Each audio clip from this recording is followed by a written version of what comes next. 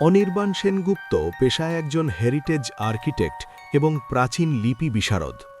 কলকাতার একঘেয়ে কর্পোরেট জীবনে সে যখন বীতশ্রদ্ধ, ঠিক তখনই তার হাতে আসে একটি পুরনো জীর্ণ খাম। খামটি পাঠিয়েছিলেন প্রত্নতত্ত্ব বিভাগের এক অবসরপ্রাপ্ত কর্মকর্তা অমরেশবাবু।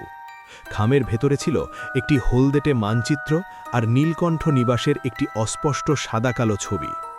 অমরেশবাবু চিঠিতে লিখেছিলেন, অনির্বাণ, উত্তরবঙ্গের এই নীলকণ্ঠ নিবাস কোনো সাধারণ রাজবাড়ি নয়।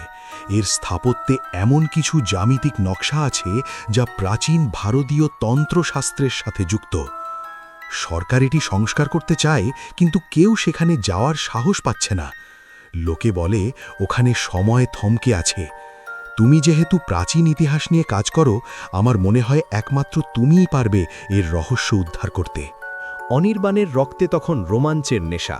সে ভাবল, পাহাড়ি নির্জনতায় কয়েকটা দিন কাজ আর প্রকৃতির মাঝে কাটালে মন্দ হবে না। সে জানত না অমরেশবাবুর সেই চিঠি ছিল আসলে এক সুনিপুণ মরণ ফাঁদ।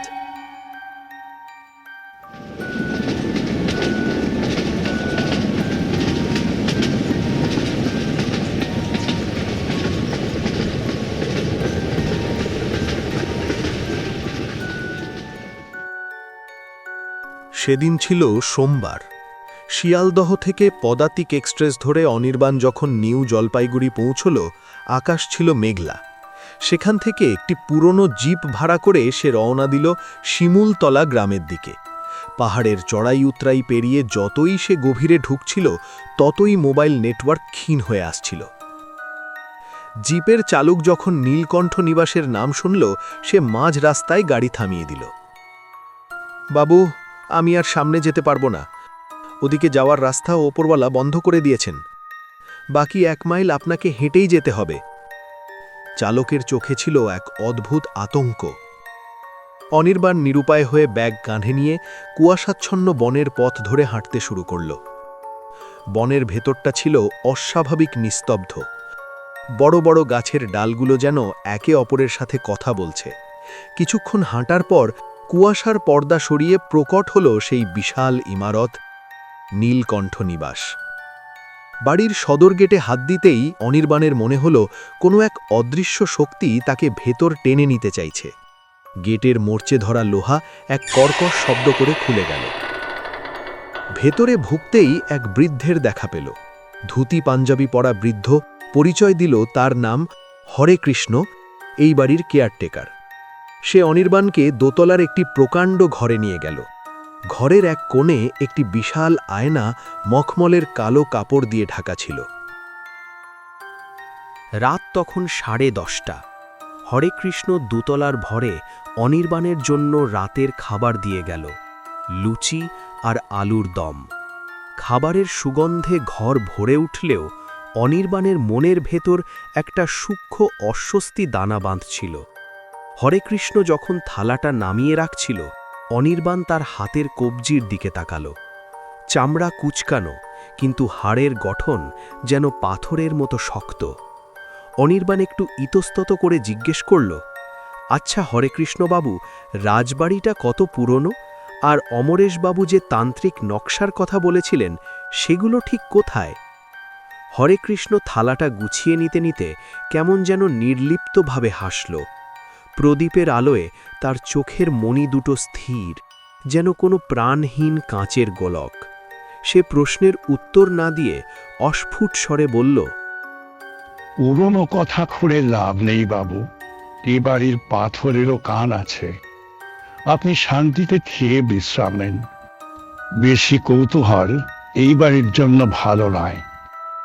যাওয়ার আগে হরেকৃষ্ণ স্থির দৃষ্টিতে তাকিয়ে অনির্বাণকে চূড়ান্ত সতর্ক করে দিয়ে বলল, সাবধান বাবু, রাত 12টার পর এই বাড়িতে সময় উল্টো দিকে চলে।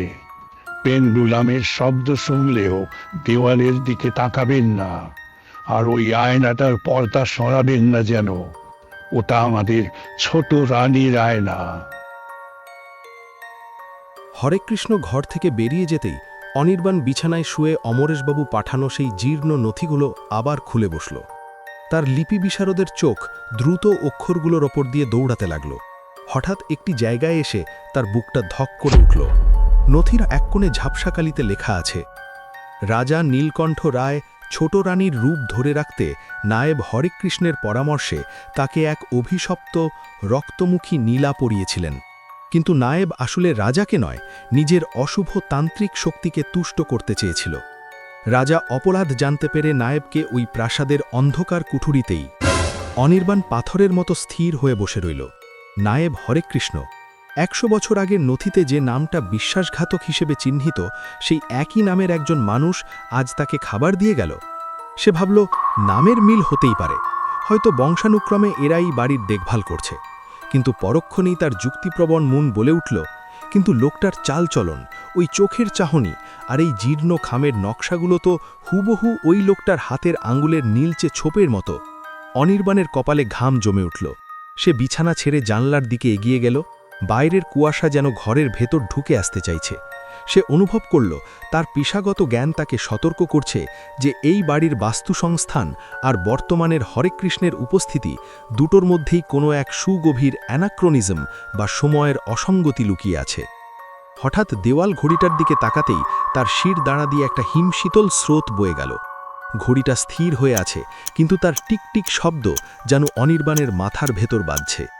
সে বিড়বিড় করে নিজেকেই বলল, যদি লিপি মিথ্যে না হয়, তবে যে মানুষটা আমাকে খাবার দিয়ে গেল সে মানুষ নয়, সে 100 বছরের পুরনো কোনো অভিশাপ। সে দ্রুত ব্যাগ গুছিয়ে পালানোর কথা ভাবল, কিন্তু ঠিক সেই মুহূর্তে ঘড়িতে রাত 12টা বাজার প্রথম ঘণ্টার ধ্বনি শোনা গেল। অদ্ভুত ব্যাপার, কাগজের অক্ষরগুলো যেন চোখের সামনে নাচছে। শরীরটা ক্রমশ ভারী হয়ে আসছে, যেন ঘরের বাতাস তাকে গভীর ঘুমের অতলে নামিয়ে নিয়ে যাচ্ছে। পড়তে পড়তেই অনির্বাণের হাত থেকে নথিগুলো খসে পড়ল। সে এক গভীর তন্দ্রায় আচ্ছন্ন হয়ে গেল। অনির্বাণের মনে হল সে কোনো প্রাচীন পাণ্ডুলিপির অক্ষরের খাঁচায় বন্দী হয়ে পড়ছে, যেখান থেকে বেরোনোর পথ তার জানা নেই। রাত ঠিক 12টা 1 মিনিট। হঠাৎ সারা বাড়িটা যেন একটা দীর্ঘশ্বাস ফেলল। হঠাৎ একটি তীক্ষ্ণ ক্যাচ শব্দে অনির্বাণের ঘুমটা ছুটে গেল। ঘরটা অন্ধকার, কিন্তু একটা হাড় হিম করা ঠান্ডা হাওয়া কোথা থেকে যেন বইছে। অনির্বাণ হাত বাড়িয়ে তার স্মার্ট ওয়াচটা দেখতে চাইল, কিন্তু ঘড়িটা মৃদু কম্পন দিয়ে পুরোপুরি বন্ধ হয়ে গেল। ঠিক সেই মুহূর্তে দেওয়ালের সেই প্রাচীন পেন্ডুলাম ঘড়িটা, যা কয়েক দশক ধরে অচল ছিল, তা হঠাৎ এক বিকট ধাতব শব্দে টিকটিক করে চলতে শুরু করল। অবাক হয়ে অনির্বাণ দেখল, ঘড়ির কাঁটাগুলো সামনের দিকে নয়, বরং অবিশ্বাস্য গতিতে উল্টো দিকে ঘুরছে। প্রতিটি টিকটিক শব্দের সাথে সাথে ঘরের ভেতরে এক অদ্ভুত পরিবর্তন ঘটতে শুরু করল। দেওয়ালে জমে থাকা ধুলোবালি আর মাকড়সার জালগুলো যেন অদৃশ্য কোনো ঝাড়ুতে সাফ হয়ে যাচ্ছে। চটা ওঠা খসে পড়া চুনকামগুলো ম্যাজিকের মতো আবার দেওয়ালে ফিরে গিয়ে নতুন রূপ নিচ্ছে। ঘরের কোণে ঢাকা থাকা সেই আয়নাটা থেকে একটা ক্ষীণ নীল আলো বিচ্ছুরিত হচ্ছে। অনির্বাণ স্তব্ধ হয়ে বুঝল, সে এখন আর বর্তমান সময়ে নেই। এই জাদুকরী স্থাপত্য আর তান্ত্রিক নকশা তাকে সময়ের স্রোত ছিঁড়ে টেনে নিয়ে গেছে 1926 সালের কোনো এক অভিশপ্ত মধ্যরাতে। হঠাৎ নিস্তব্ধতা চিরে কানে এলো ঝম ঝম ঝম নূপুরের শব্দ। কেউ যেন ছাদ থেকে নাচের ছন্দে সিঁড়ি দিয়ে নিচে নামছে। অনির্বাণ টর্চ নিয়ে দরজা খুলতেই করিডোরের এক বিভৎস দৃশ্য দেখল। ওপর থেকে কোনো এক অদৃশ্য শরীর থেকে বৃষ্টির মতো চন্দন বাটা আর টাটকা রক্ত মেঝেতে ঝরে পড়ছে। সে করিডোরের শেষে মেঝেতে পড়ে থাকতে দেখল একটি প্রাচীন সোনার কান পাশা, যার মাঝখানে বসানো সেই রক্তমুখী নীলা। গয়নাটি হাতে নিতেই দেখল সেটা থেকে টপ টপ করে তাজা রক্ত ঝরছে। ঠিক তখনই বাতাসের শব্দে কেউ যেন তার কানের কাছে ফিসফিস করে বলে উঠল, রক্তের ঋণ, আর তোমার পালা। ভয়ে ঘরে ফিরে অনির্বাণ দেখল আয়নার সেই পর্দাটা নিজে থেকেই মেঝেতে পড়ে আছে। আয়নার কাঁচটা আর আগের মতো নেই, ওটা যেন এখন তরল পারদের মতো টলমল করছে। এক অদৃশ্য আকর্ষণে সে আয়নার সামনে গিয়ে দাঁড়ালো। দেখল আয়নায় তার কোনো প্রতিবিম্ব নেই, পরিবর্তে সেখানে ফুটে উঠেছে 100 বছর আগের সেই ঘর। সেখানে পালঙ্কে বসে আছেন ছোট রানী। তার পরনে দামি বেনারসি, কিন্তু তার মুখের এক পাশটা বিভৎসভাবে থেতলে গেছে। তার ডান কানটা ক্ষতবিক্ষত, সেখান থেকে ফিনকি দিয়ে রক্ত ঝরছে।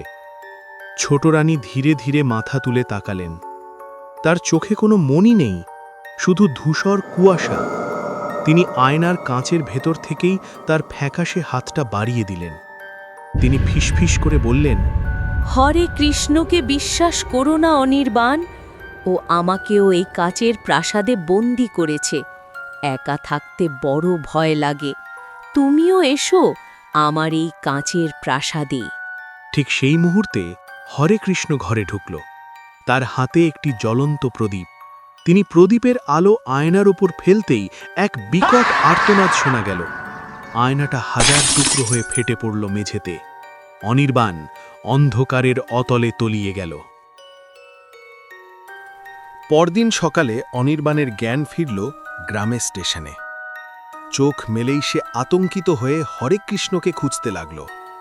সামনে গ্রামের মাতব্বরকে দেখে সে অস্ফুবাস্বরে জিজ্ঞেস করল, হরেকৃষ্ণবাবু কোথায়? উনি না থাকলে তো আমি কাল রাতেই মরে যেতাম। হরে কৃষ্ণ? মাতব্বর অবাক হয়ে বললেন, কি বলছেন বাবু? এখানে ওই নামে তো কেউ নেই। আর নীলকণ্ঠ নিবাস তো গত 20 বছর ধরে বাইরে থেকে তালাবন্ধ। তবে হ্যাঁ, 100 বছর আগে নীলকণ্ঠ রায়ের একজন নায়েব ছিল হরে কৃষ্ণ। ছোট রানীকে তুকতাক করার অপরাধে রাজা তাকে জীবন্ত সমাধি দিয়েছিলেন ওই বাড়ির নিচে।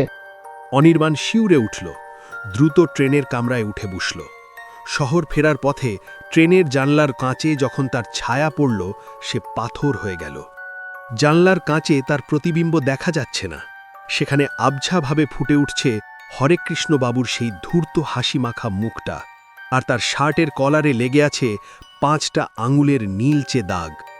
অনির্বাণ বুঝতে পারল হরেকৃষ্ণ তাকে বাঁচায়নি। সে ছিল এক অশরীরী আত্মা, যে 100 বছর ধরে একটা জ্যান্ত শরীরের অপেক্ষায় ছিল।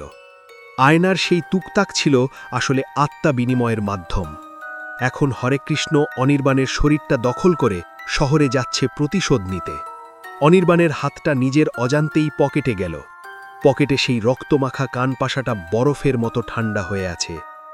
ট্রেনের কাঁচের ছায়াটা বিড়বিড় করে বলে উঠল, শহরটা অনেক বদলে গেছে নীলকণ্ঠবাবু, তবে মানুষের রক্তের স্বাদ বোধহয় একই আছে। আর শিমুলতলার সেই অন্ধকার রাজবাড়ির ভেতরে ভাঙা আয়নার একটা ছোট্ট টুকরোই ফুটে উঠল আসল অনির্বাণের মুখ। সে কাচের ভেতর থেকে চিৎকার করছে, কিন্তু কোনো শব্দ বাইরে বেরোচ্ছে না। ছোট রানী তার পেছনে এসে দাঁড়ালেন। তিনি ফিসফিস করে বললেন, বৃথা চেষ্টা করো না অনির্বাণ। হরেকৃষ্ণ মুক্তি পেয়েছে তোমার শরীরে ভর করে, আর তুমি এখন এই রাজবাড়ির নতুন নায়েব। পরের 100 বছর তোমাকেই এই আয়না পাহারা দিতে হবে। শরীরটা ফিরছে শহরে, কিন্তু আত্মাটা রয়ে গেছে সেই অভিশপ্ত প্রাসাদে।